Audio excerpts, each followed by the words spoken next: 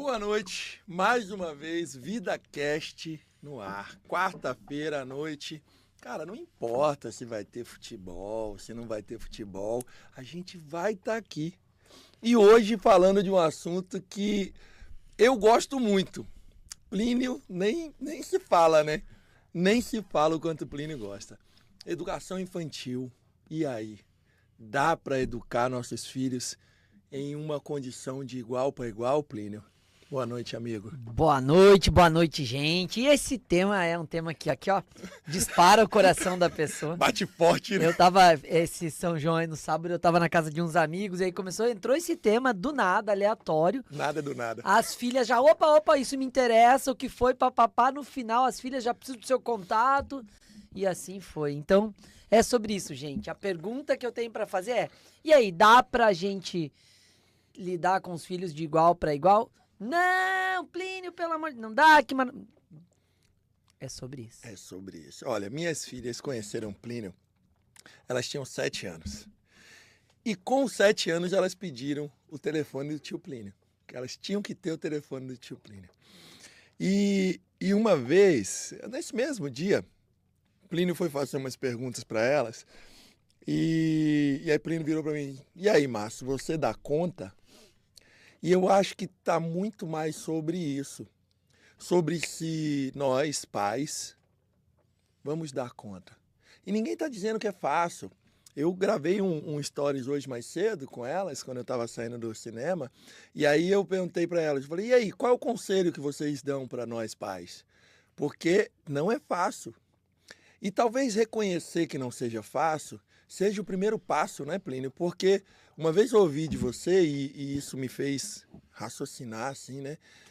Nós estudamos para quase tudo que nós nos dedicamos a fazer, mas muitos de nós não nos dedicamos a estudar para sermos pais. E aí é onde dá ruim, né?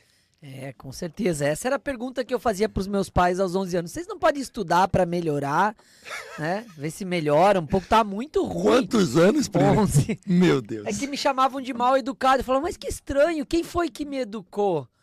Né? Tem alguma coisa errada aí, tá faltando alguma competência E básica. aí, Júnior, né? imagina ser pai de uma criança dessa. A gente tem que trazer minha mãe aqui, né? Quando ela estiver por aqui, Quando ela estiver aqui, vamos pra ela trazer. contar as histórias. Como foi, né? Vamos fazer assim um episódio sobre como foi educar Plínio. Educando Plínio com sucesso, né? Ou não, né? A questão toda, gente, é assim, ó. Nós temos que pensar que nós precisamos atualizar o modelo de educação, né? Principalmente aqui, vamos falar de Brasil, que é o nosso alcance e tal. A cultura, a forma de educar, a forma de repetir modelos ultrapassados, a violência física, a violência psicológica, o modelo autoritário, isso tudo precisa ser repensado. Super coincidentemente, porque a gente não planejou, né? Não sei se todos sabem, mas hoje aquela lei da palmada faz 10 anos, né? Então, hoje nós estamos há 10 anos da primeira lei educativa, porque essa lei nem tem punição prevista a não ser um processo de educação, de reaprendizado, reintegração dos pais para o processo de educar da forma adequada. Uma lei que traz uma discussão que é, olha, não pode utilizar modelos de violência física ou psicológica na educação dos filhos. Então, né, 2014, essa lei foi criada, baseada até na história lá de um menino, chama Lei Menino Bernardo, né, que ele acabou sendo morto, super crítico pela madrasta, uma confusão lá de família, por causa de herança, por causa de, né, pai participando, tudo, então uma confusão. Mas, basicamente, a lei fala que não é possível utilizar violência na educação. E aí vem muito de, né, a gente, foi super coincidência o tema de hoje, e a gente pensou assim, como é tratar de igual para igual com os filhos? O que é esse de igual para igual? Acho que essa é a grande discussão. Cara, isso, quando deram a ideia, né, eu disse, cara, que legal, porque assim, desde a primeira vez que a gente fez o primeiro programa nesse assunto, cara, cada vez mais a gente já vai ter vários papos sobre isso e tal, e gente, na boa, às vezes é algo sutil, é besteira que no final da vida lá, quando é adulta, a criança vai, quando virar adulto, vai gastar um tempão, um dinheirão para tentar se livrar da culpa que às vezes um comentário do pai, sabe? Sim. Foi um comentário da mãe, onde você podia ter utilizado uma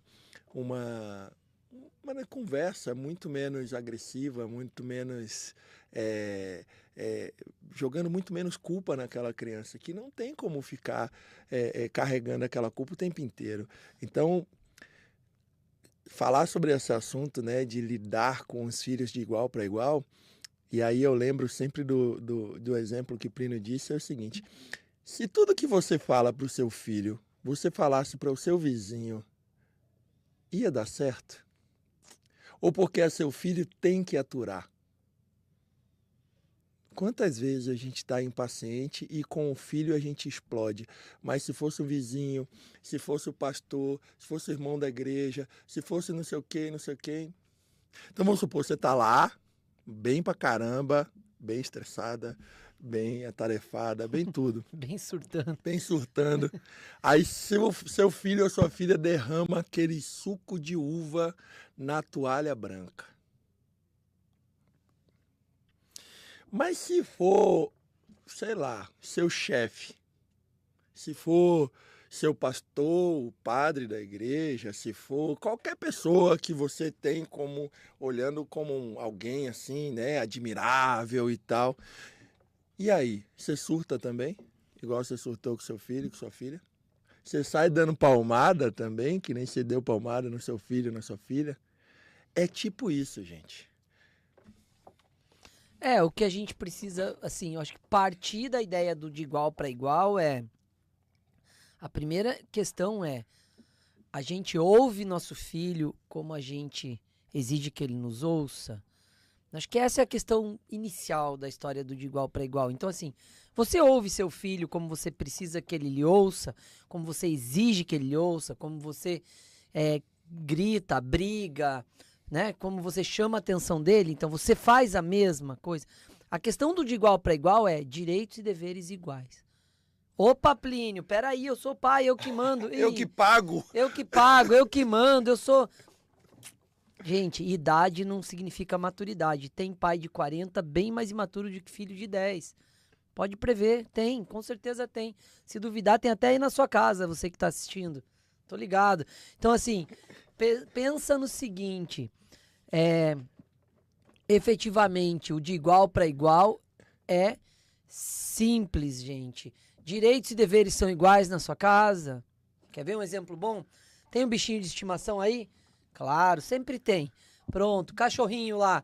Quem tira o cocô do cachorro na sua casa? Opção 1, você, porque seu filho não faz nada. Opção 2, seu filho, porque afinal o cachorro é dele. Opção 3, de igual para igual, conforme o cronograma. Segundo o filho, terça a mãe, quarta o pai, quinta o filho, sexta a mãe. Opa, peraí. Ah, é? Ah, mas eu já trabalho. Sim, você quer que ele vá trabalhar com 5 anos? É isso. Ele vai para a escola, você trabalha. Direitos e deveres iguais, compatíveis com a idade. Mas o cocô do cachorro, que é uma tarefa da casa, afinal todo mundo brinca com o cachorro é da família, poderia estar sendo justo e de igual para igual. Aí já começa a bagunçar, né, Plínio? Já começa Nessa hora, 10 pais já saem do curso. Já. Levanta, fala, que absurdo, né? É porque é isso. Não, e tem uma história maravilhosa que Plínio conta sobre a filha dele, do sapato. Ela queria usar o sapato de cores diferentes. E ele tá, beleza. E quando ele conta essa história, eu vejo exatamente o que ele fala, né? Que é você promover em um ambiente seguro a autonomia, onde seus filhos precisam serem incentivados a ganhar a autonomia. Gente, quantos adultos de nós, eu me coloco no bolo porque eu evoluí muito nos últimos 5, 10 anos, mas antes de 5, 10 anos eu já era adulto e tinha muita dificuldade. Quantos de nós não fomos incentivados a termos autonomia ainda na infância, ainda na adolescência? E aí alguns de nós, pais, temos a ideia de que, não, enquanto estiver debaixo do meu teto, tem que me obedecer. Tá. E aí, quando faz 18 anos, ou quando sai do seu teto, tem um botãozinho que liga e desliga, e agora eu sou autônomo? Agora eu sei ser autônomo? É. Então, quando o Plínio traz essa história, e ele vai trazer provavelmente daqui a pouco, da filha que queria sair com sapatos diferentes, é tipo assim, o que de verdade vai prejudicar ou vai colocar em risco aquela criança quando ela quer sair com sapatos de cores diferentes? E aí pensando na questão de igual para igual, é assim, seu filho define o sapato que você sai de casa? É seu filho que fala, não, volte lá e ponha outro. Né? Acho que isso seria bem interessante, né? Faz uma inversão de papel, né? No sábado, você vai fazer o que seu filho fazer o que você faz. Gente, qual é o problema do calçado? O calçado não tem problema nenhum, não tem risco pra vida, não tem zorra nenhuma. Então, você trata ele de igual para igual. E aí a pergunta é assim, você começa a olhar pro seu filho e pensar, somos iguais em quê? Né? Tem duas coisas que você tem que fazer para tratar filhos de igual para igual. Perguntar, somos iguais em quê e somos diferentes em quê? Se você não conseguir estabelecer a diferença e a igualdade que você tem com seu filho, você está com problemas. E hoje em dia muito se fala do problema das telas, né, Plínio? Do excesso de telas e tal, que é óbvio que você precisa, acho que em tudo na vida você precisa ter limites e tentar estimular outras questões.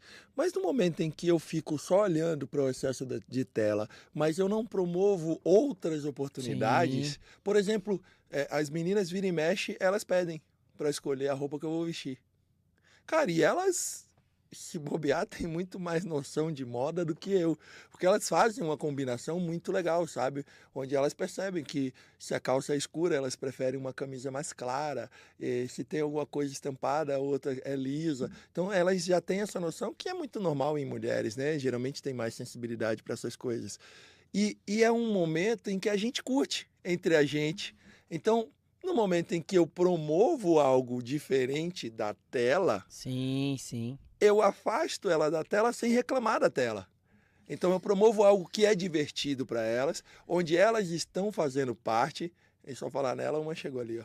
E aí, onde elas estão fazendo parte, e aí você não fica naquele negócio do proibir, né? Claro. E aí, ó, isso é bem importante, porque isso que você traz é a primeira diferença que você tem que perceber dos seus filhos, que é o seguinte: você tem mais idade que seu filho e deveria ter mais maturidade que seu filho. Então, essa diferença tem que ser perceptível, né? Fala, Júlia! E aí, tudo bem? Tudo. Tá, boa noite aí, povo. Boa noite. Como você está vindo aqui no nosso VidaCast de hoje, falando sobre os filhos? Você que deu um conselho bacana pros pais hoje, não foi? Sim. Você quer uma cadeira para você aqui do lado? Puxa ali. Tanto faz. Puxa ali uma cadeira pra você. Pronto, olha aí nossa nova videocaster, Júlia. E assim, é bacana quando você se aproxima dos filhos, você percebe o que tem de semelhante e o que tem de diferente, né? Cara, eu acho muito legal, porque Júlia e Clara são gêmeas, mas são bem diferentes em muitas questões. E eu consigo perceber algumas coisas que Júlia tem semelhante e outras coisas que Clara tem semelhante.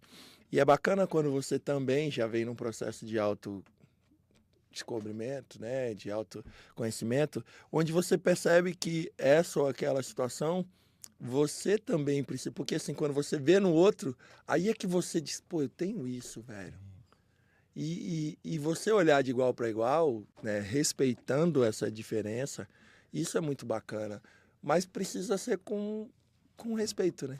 E outra coisa assim, gente, ó, quando você percebe o que você tem de igual e o que você tem de diferente, vem a próxima etapa que é, então eu posso trocar algo com essa criança. Isso. Né? Eu tenho algo a aprender. Aquilo que eu tenho de diferente, eu posso ensinar e posso aprender. Né? Então, na prática é assim, se você olha para o seu filho, para sua filha, percebe que você tem isso ou aquilo de igual, isso ou aquilo de diferente, a partir disso, você pode ir para o lugar de o que eu posso trocar com essa criança? que eu posso aprender com essa criança? O que efetivamente ela tem a me ensinar que eu ainda não sei? Então, assumir a ideia de que a sua filha, o seu filho, de 7, 5, 10, 12 anos, tem algo a lhe ensinar, é sinal de que você está tratando de igual para igual. Isso é muito bacana, porque quando a gente olha desse jeito, porque a gente fica naquela ideia, aquela ilusão de que a gente sabe tudo porque a gente aprendeu com os nossos pais, né? Ah, com a gente, na nossa época foi assim. Cara, não é, na sua época não tinha telefone celular. Mandava carta. Você vai mandar carta hoje para se comunicar? Naquela época não tinha micro-ondas. Naquela época não tinha as facilidades que a gente tem hoje. Por que que para o filho você vai continuar educando da mesma forma? Exatamente. Naquela não tem como verticalidade, aplicar, né? Não tem como aplicar algo sem atualizar, sem contextualizar. 100 anos atrás, 50 anos atrás, não vai funcionar. Funcionou com você porque naquela época funcionava. Não vai funcionar. E aí, outra questão que eu acho bem relevante é assim, ó. A maioria dos pais tem preguiça de exercer o pai e a mãe, sabe? Isso é bem duro de admitir, gente, mas dá muito trabalho esse exercício de pai e mãe. E se você não se dedicar, não dedicar uma parte do seu tempo, não dedicar uma parte da sua vida nessa etapa, você vai achar tudo chato, tudo problemático. Vai falar que seus filhos são problema, que só dão trabalho, porque você não está fazendo seu papel da forma adequada. Que a pergunta é, então, sabendo que você é diferente e que você tem algo a ensinar, você está disponível para ensinar ou você quer enfiar a goela abaixo? Plínio, e o que que você acha daquela afirmação quando os pais chamam a criança que cresceu um pouquinho de aborrecente? Isso daí é. Conta um pouquinho sobre o que você acha disso. Você tinha que perguntar isso pra minha mãe, ela teve um adolescente incrível em casa. Gente, na prática isso é registro da incompetência de educar, né? Porque você, imagina, pegue qualquer pessoa do seu convívio e chame de aborrecente. Né? Isso é muito agressivo. Isso é uma violência psicológica incrível. Você carimba, rotula e a partir daquele momento essa pessoa passou a ser um problema no relacionamento. Né? Então você rotula em um nível que é insuportável. Eu, quando tinha alguma crise comigo em relação ao adolescente, falava, só me liberar para ir embora pra vida. Né? Tá tão difícil assim lidar comigo, me libera pra ir embora pra vida. 14 anos, né? Já tava na hora de eu ir embora pra vida. Eu cada vez mais, minhas consultas têm sido um pouco diferentes. E esses dias chegou um menino, 12 anos, com dores. Dor no joelho, dor e tal. E aí a mãe tava junto e a mãe virou e falou assim, doutor, esse menino é um velho. Tem dor em tudo quanto é lugar. Aí eu, escutando, né, e tal.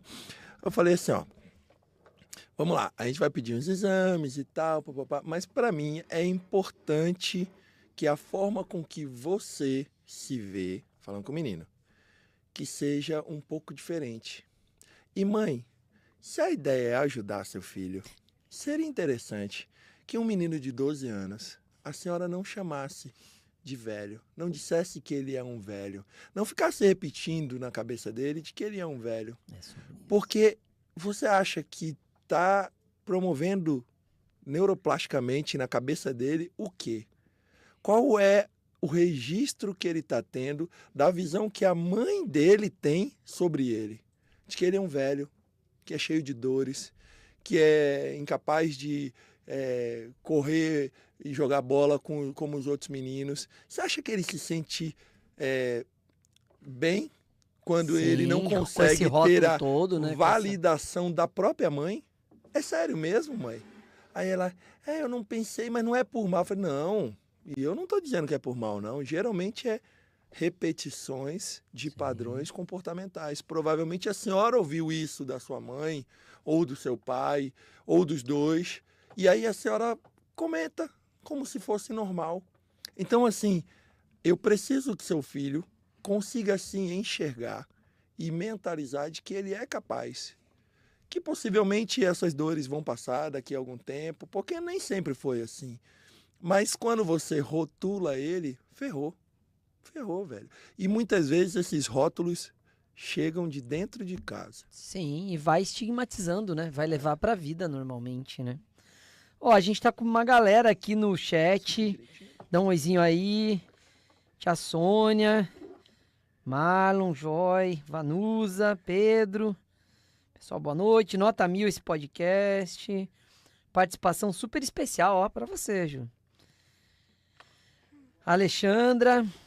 Respeito, orientação, autoridade sem autoritarismo. Isso é uma discussão importantíssima, Alexandre, porque existe uma autoridade, né, em relação à autonomia, em relação aos limites, como que ela pode ser utilizada. E o grande erro é que a autoridade, em geral, né, é utilizada com autoritarismo, com abuso de poder, com violência física, com violência psicológica, e isso é bem sério. E aí a base para superar isso é o respeito, super concordo. Educação é muito trabalhoso, super trabalhoso mesmo, né? Tive pais que diziam que a vida cria, vai deixar a vida criar para ver o que vai colher. A vida não cria. A vida é onde a gente treina a educação, né? Então a gente treina, valida, mas ela é a experiência, né?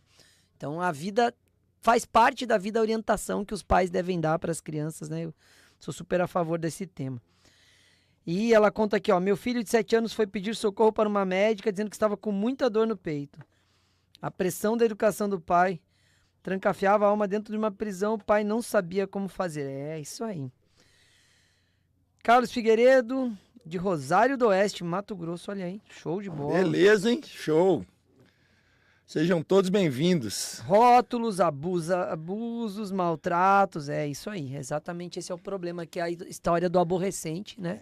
E que amplifica toda essa discussão. E que sai do de igual para igual, né? E é interessante a gente perceber, porque geralmente esse adulto que fere, que maltrata, que abusa, é alguém que foi ferido, que foi talvez abusado psicologicamente e tal, e não tratou. Sim. E aí tá replicando, né? Então, assim, quando a gente fala do estudar, não é necessariamente você só estudar algo teórico, mas você olhar para dentro de você, quais são ainda os traumas que você muitas vezes vai estar replicando na frente daquela criança, porque aquela criança é mais frágil, né? Sim. Eu não tem como ela dar o grito da independência, né? É, com certeza. E quando a gente provoca a educação de igual para igual, é justamente sobre isso, porque olha só, o respeito tem que ser mútuo, né? Então, se você está se relacionando com seu filho com desrespeito e não tratando ele de igual para igual, isso não quer dizer que você abriu mão da autoridade, deixou de cumprir sua tarefa de tutor, de ensinar, de conduzir.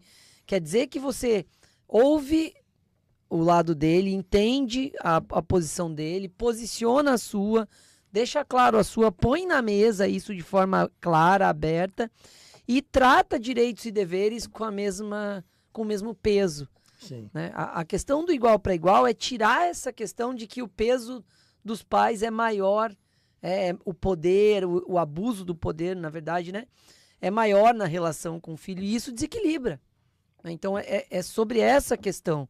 Né? Por que a criança tem que ouvir uma ordem sem uma justificativa?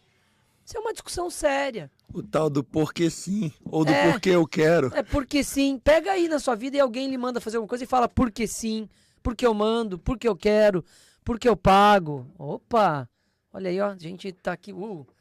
Né? Então, deve ser algum pai nervoso com a minha fala, apagando a luz. Algum pai foi ali no disjuntor e deu uma desligada. É isso aí. Então, assim, a discussão do igual para igual é isso. Ó. De igual para igual, gente, de respeito, de igual para igual, abrindo o diálogo verdadeiro, sincero, zero violência psicológica, zero violência física. Isso é de igual para igual. Bom, Júlia quer dar um oi aqui para algumas pessoas que estão comentando ali. Fala aí, Juju. Oi, vó. Te amo. Olha aí, com declarações e tudo, hein? mamãe. Também te amo, tá? E pro vovô? Tem um tal de seu Lúcio aqui que vai ficar com ciúme dessas falas. O vô é por último. Não é à toa que o vô é por último. Te amo, vô. Aqui é meu pai também, boa noite. Aqui no sul, muito frio, tava 1 grau hoje lá na cidade. Ah, tava beleza, hein? Maravilha. Eu falei pra ele, aqui tá frio, 27. Tá meio frio aqui, Inverno tá chovendo. chegou, 27. Chovendo direto, seu Plínio. Aqui o negócio não tá legal. A gente tá todo mundo muito resfriado. Exatamente. Só que 1 grau pra 27, né? Dá uma diferença, né, Ju? Quer ver uma outra questão importante da gente pensar, assim, então, que é uma provocação que você precisa fazer aí na sua casa. Você tá realmente disposto a ensinar e aprender com seus filhos? Não é todo mundo que está disponível para isso, né? E aí é uma reflexão que você tem que fazer no seu dia a dia, nas suas falas, no que você está fazendo, como que você está conduzindo as discussões, como que as decisões são tomadas na sua casa quando não sai como planejado. Acho que isso tudo abre essa discussão de igual para igual, tá? Gente, tem uma questão aqui do Matamoro, não tem? Você quer? Olha aí, bora! Ó, galera aí, ó. Matamoro, como todo mundo já sabe, Matamoro e o Oxente estão sempre apoiando a gente aí, mandando as nossas guloseimas, né? A gente nunca passa mal, né, Plínio? A gente já vem pra cá sabendo que vai comer bem. Exatamente.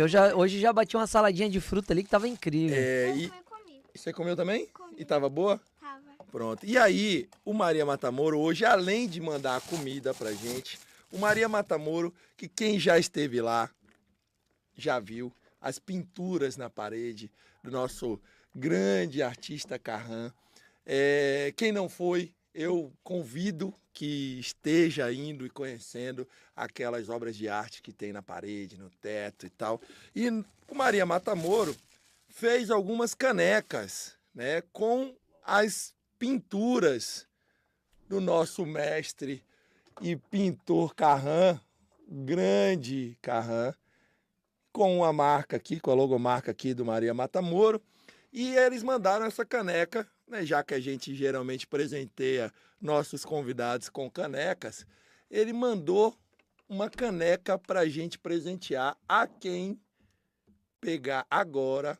Tem que fazer um print agora nosso aqui, nós vamos ficar bonito. Senta aí direitinho, Juju, para aquela câmera lá em cima da cabeça de tio Júnior. Quem fizer um print e marcar o VidaCast e o Maria Matamoro. Agora, eu já digo a vocês, tem que estar seguindo o VidaCast, o Maria Matamoro, porque senão a gente não vai ver que vocês postaram. E quem fizer o print e postar, Júnior já pegou o celular dele ali para fazer o print também e postar, nós vamos sortear, e uma dessas pessoas que tiver feito o print e postado vai ganhar essa caneca decorada aqui do Maria Matamoro, que eu achei linda.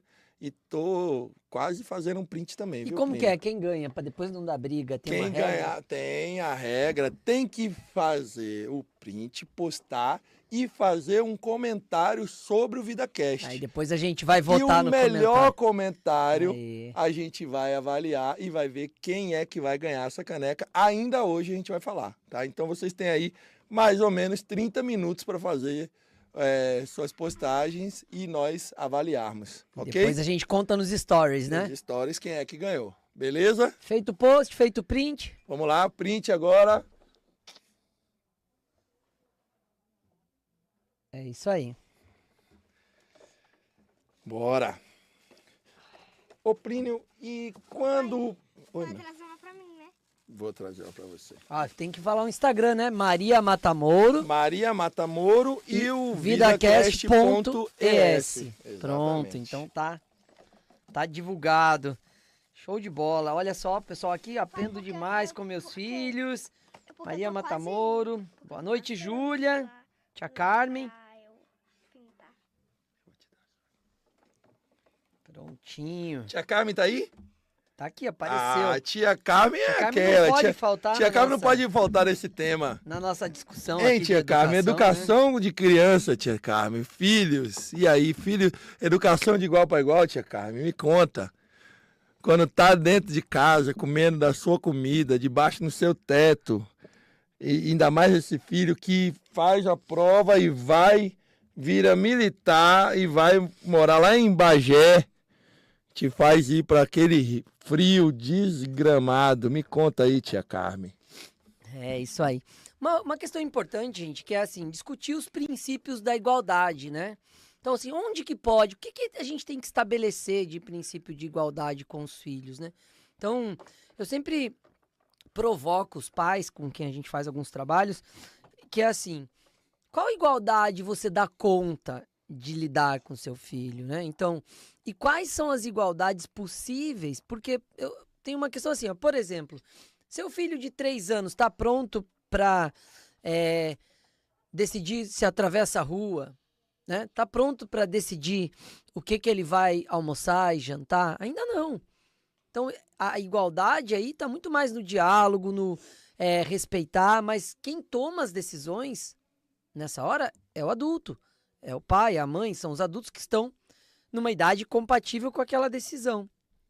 À medida em que você vai percebendo, né, a igualdade é você respeitar aquilo que a criança já tem condição, pela idade, de decidir. Só que qual que é o problema disso? Tem pai que acha que a criança só vai decidir quando sair de casa. Aí acontece o que aconteceu comigo. Começa a fugir de casa com 13 anos para ver se começa a decidir sobre a vida, entendeu? Ou seja, você está procurando um espaço de decisão. E é complicado quando, hoje em dia, nós temos alguns jovens que permanecem em casa. E, cara, se quando era criança não teve autonomia, mas continua na casa dos pais, e às vezes até vai trabalhar e tal, mas continua sem autonomia.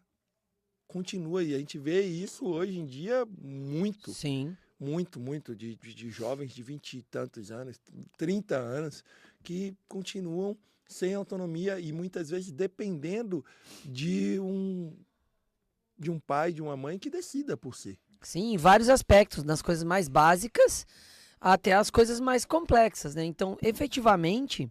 Esses dias eu ouvi uma mãe dizendo o seguinte: não, porque a antiga namorada dele, o menino tem 23 anos, a antiga namorada dele, eu que botei para correr, porque não prestava, que isso, que aquilo. Eu falei...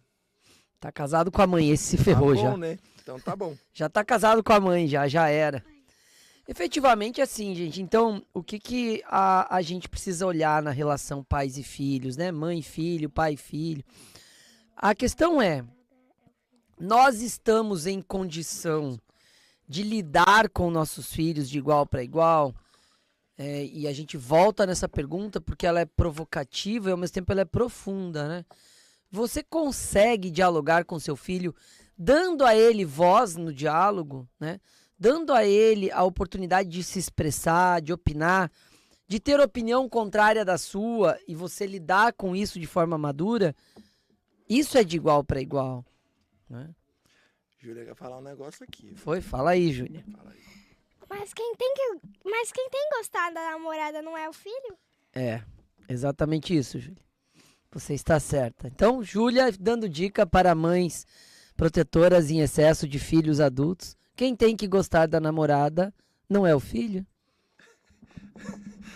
E assim, Plínio, usando esse exemplo, né? Quantas vezes a gente percebe que emocionalmente filhos e filhas, né, que são muito, né, super protegidos e tal, e entenda, gente, quando a gente fala isso, a gente não está dizendo que vocês têm, que é por mal, nem nada disso, não. É só mesmo atualizar a forma de pensar, entendendo que tem que deixar voar, senão não tem jeito. Mas assim, quantas vezes nós vemos filhos e filhas que são super protegidos por pais, que ao saírem de casa acabam buscando companheiros ou companheiras que também super protegem, entre aspas, ou às vezes acabam sufocando, que hoje em dia está muito em moda a questão do relacionamento abusivo. Então perceba, como é que eu não dou autonomia para minha filha dizer não em casa, num ambiente seguro? Sim, que era onde ela deveria estar treinando, não. Está treinando, não. E depois eu vou querer estimular, quando ela for adulta, a dizer não para os outros. Hoje em dia virou uma máxima, né? Onde você diz, você tem que aprender a dizer não para os outros, para dizer sim para você mesmo. Tá, mas ela passou a vida inteira tendo que dizer sim, porque quem mandava eram os pais. Sim. Porque enquanto está comendo da minha comida, tem que me obedecer. Enquanto eu estou bancando você, tem que me obedecer. Enquanto está embaixo do meu teto, tem que me obedecer. E aí, quando sua filha vai para debaixo do teto do marido, não tem que obedecer? Ela aprendeu com você que, estando debaixo do teto do dono do teto, tem que obedecer o dono do teto. Ela vai para um patrão que tem um comportamento inadequado, mas é o patrão que está bancando. E ela aprendeu com você a vida inteira de que, enquanto você está pagando, ela tem que obedecer. Ela vai comer comida na casa do namorado e está morando talvez na casa da mãe do namorado. Ela aprendeu com você que quem paga a comida dela, ela tem que obedecer. E ela passou a vida inteira ouvindo isso de você. Você acha que ela vai reprogramar com um botãozinho? Não vai. Não vai, não tem jeito. Ou você educa e motiva a sua filha, seu filho, a ir modificando a forma de agir enquanto ainda é jovem, dentro da sua casa, num ambiente seguro onde você pode promover isso, ou então não vai dar certo. Tem que lembrar, gente, que o núcleo social familiar é um núcleo de treino, de desenvolvimento, de experiência seguro.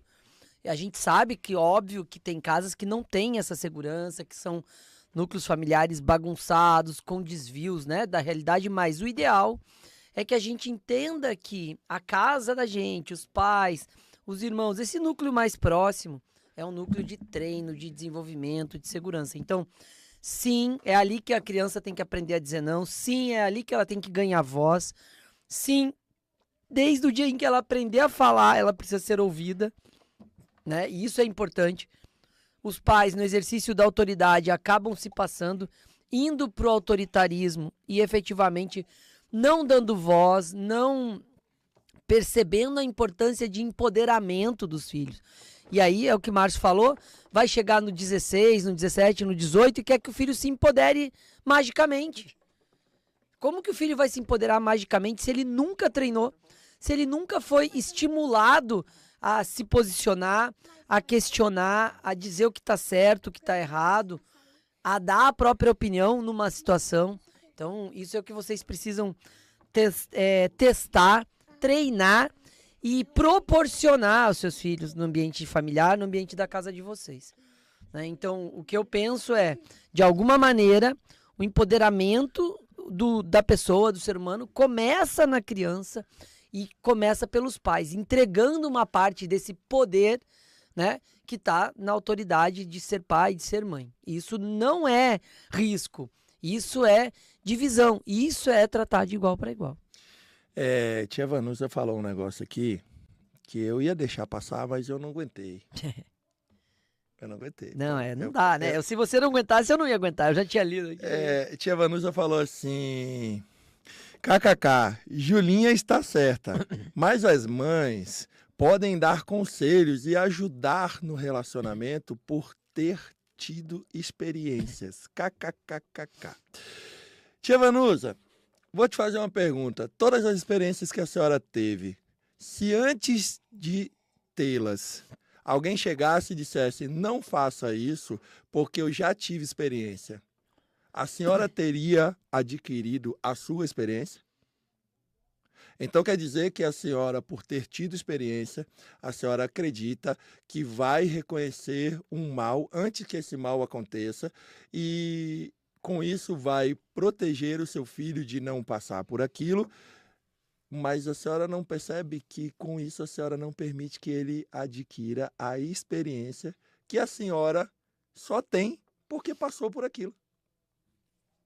Uma coisa é teoria, outra coisa é ouvir quem passou, outra coisa é viver o que deveria ter sido vivido para adquirir experiência.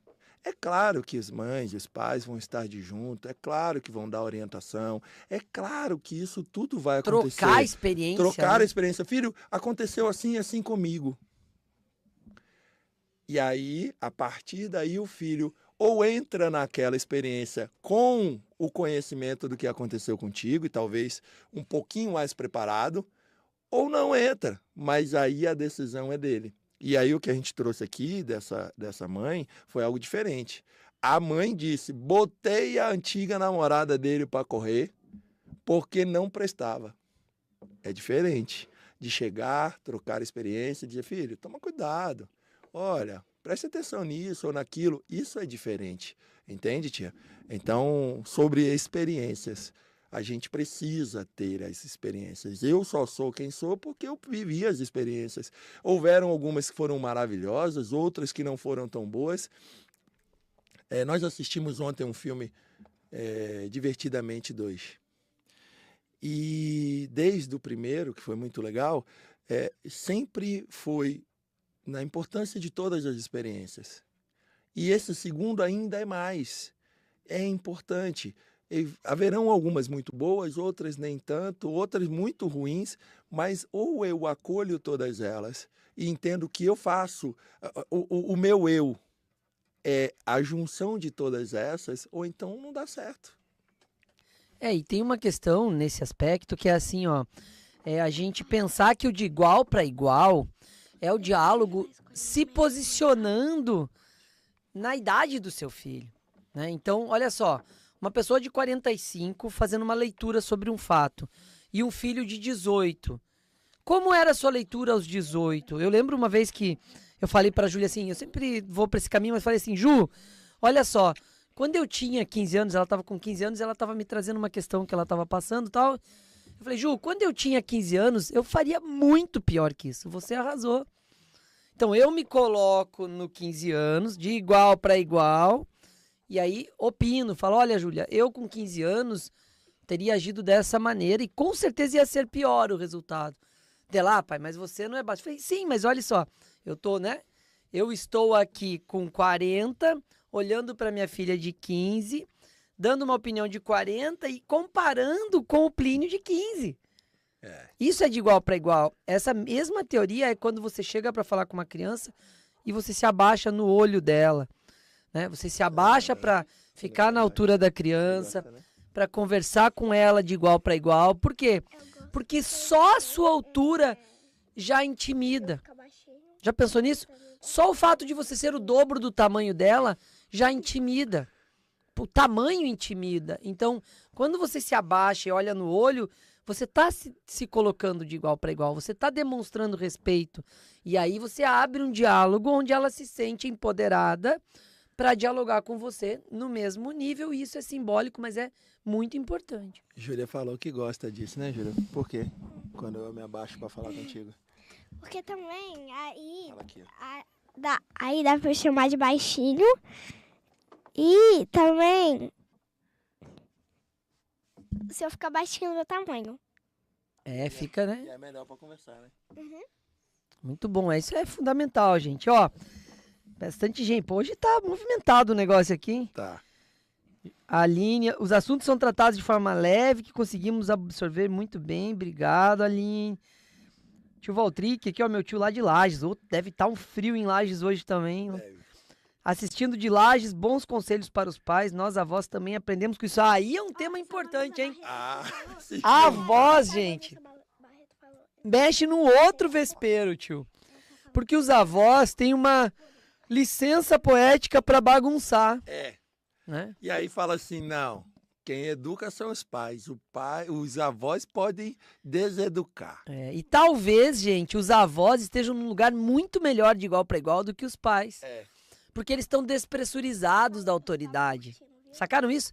Quando você é avô, você despressuriza da autoridade e por estar despressurizado, você começa a lidar de igual para igual.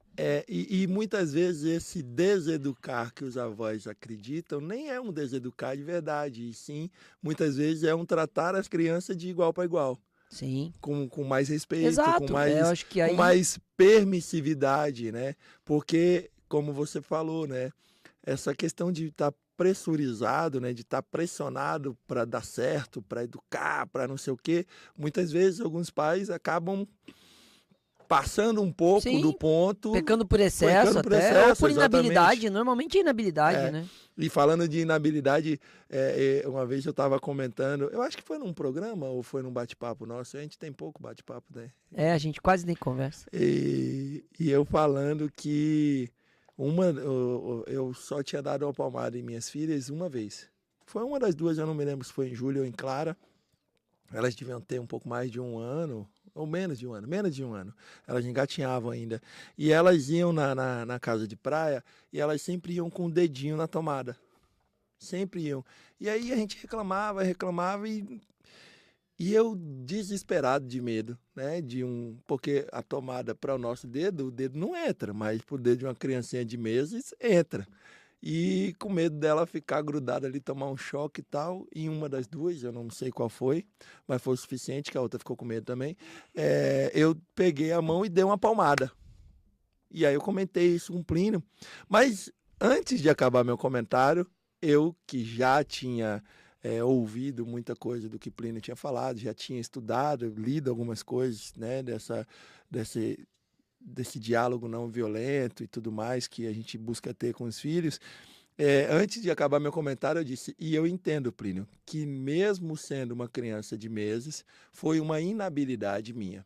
Cara, tenham certeza, toda vez que vocês apelarem para o gritar, para o dizer sou eu que mando, é porque é assim porque eu quero, ou para a palmada, para a agressão física, isso aí é uma inabilidade sua. Como eu reconheço, mesmo naquele momento, que foi o que eu fiz, e eu, durante um tempo, bati no peito dizendo que deu certo, que nenhuma das duas tomaram choque, mas eu entendo que entre elas tomarem choque e entre a palmada, com certeza tinha várias outras possibilidades que eu não dei conta. E quando a gente para e reconhece que é fragilidade e inabilidade nossa e busca corrigir, talvez seja o primeiro passo necessário para você corrigir uma inabilidade onde, quando não dá conta, você apela. E aí você grita, você bate, você agride verbalmente. Então, talvez seja olhar muito mais para quais são as minhas inabilidades do que o que acontece, do que o que a criança faz em si.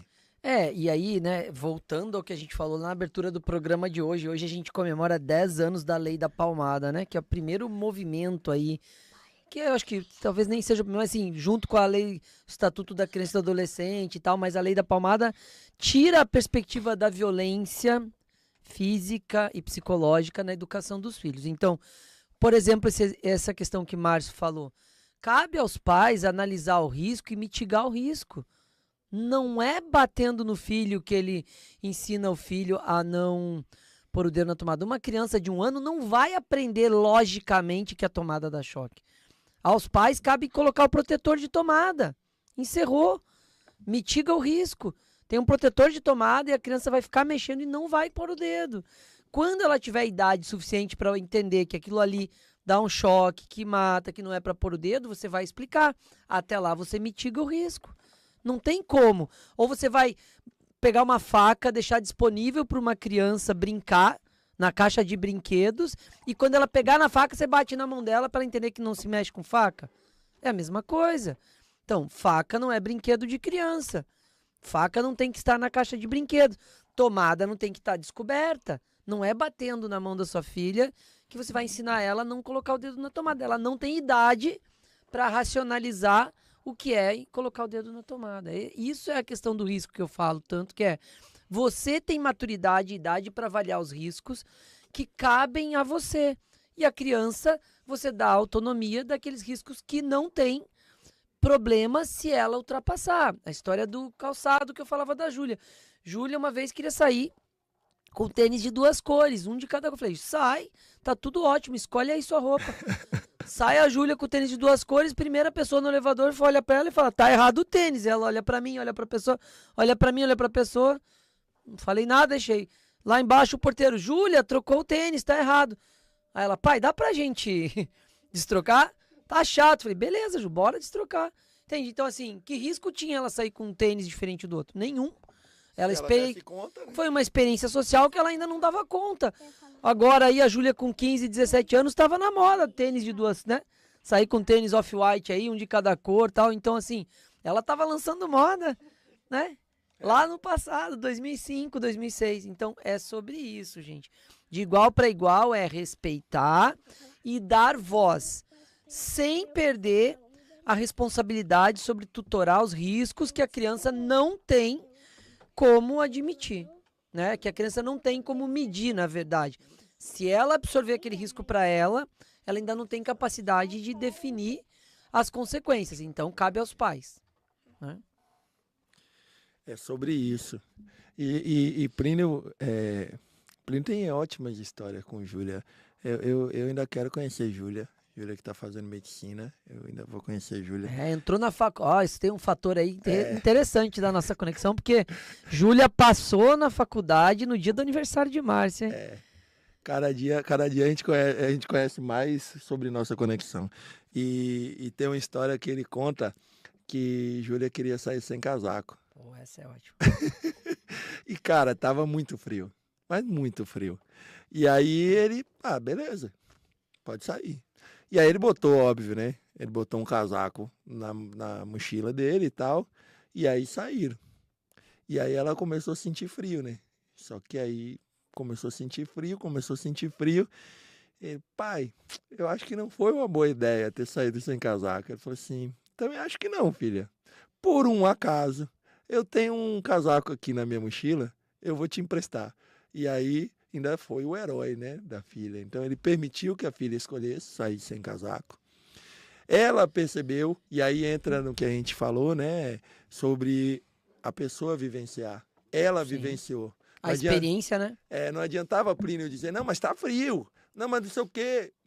Ela ia sair contrariada. Ela teve a experiência dela e percebeu, poxa, estava frio, eu deveria ter escolhido.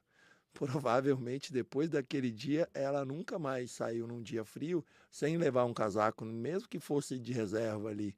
E naquele dia, além dele permitir ela vivenciar, ter a experiência, ele ainda foi o herói, né? Meu pai e veja, para além disso, é porque você tem que se colocar no lugar de quem dá retaguarda, gente. Né? Então, quando o Márcio fala o herói, assim, olha como é a retaguarda, né? Eu consigo medir o risco de olhar 6 graus no termômetro e falar, vai congelar, né? Mas ela queria sair de camiseta, 6 graus, gente. 6 graus, camiseta, não dá certo. Mas como que uma criança de 2 para 3 anos tem condição de avaliar a temperatura, frio, calor, roupa, só experienciando? Com o tempo ela foi aprender que abaixo de 15 graus leva tal blusa, de 15 a 20, né?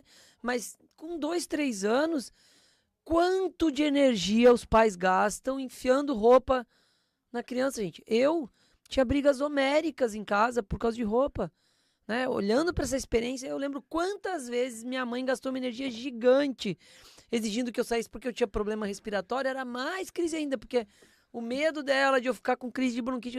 Então, assim, quanto se gasta de energia que eu não... Ali, ó, nessa experiência eu gastei o quê? 0.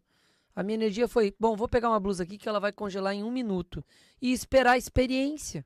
Agora eu podia ser o pai madurão, né? O imaturo, que fala assim, veio de camiseta, se ferre, passe frio. Aí você ganha a confiança daqueles. Você fala, olha filha, entendendo que o frio tava demais, eu trouxe uma blusa aqui na minha mochila, você quer? Claro, pai, obrigado. Pô, você me salvou. Top. Além de dar espaço para ela aprender, experienciar, no final ainda salvei. Né? Plínio, daqui a pouco, porque papo bom, acaba rápido, né? Eu queria que você falasse um pouco, que a Agnes pediu aqui, falar um pouco também sobre a interferência dos pais na escolha da profissão. Aí eu já lidei um pouco na terapia, nem vou trazer as minhas questões aí, mas assim, na real, gente, a grande maioria dos pais tem uma questão que é aquilo que dá certo para a sociedade, né? Então, o que dá certo na sociedade é o que seu filho vai ser, ou o que deu certo para você, ou o que deu errado para você vai dar errado para o seu filho. É simples, então, o que a sociedade entende que dá certo, as profissões padrões da sociedade que dão certo, é o que você quer para o seu filho, projetando loucamente. Aquilo que deu errado para você, que você não resolveu na terapia, projetando loucamente no seu filho, achando que vai dar errado para ele também.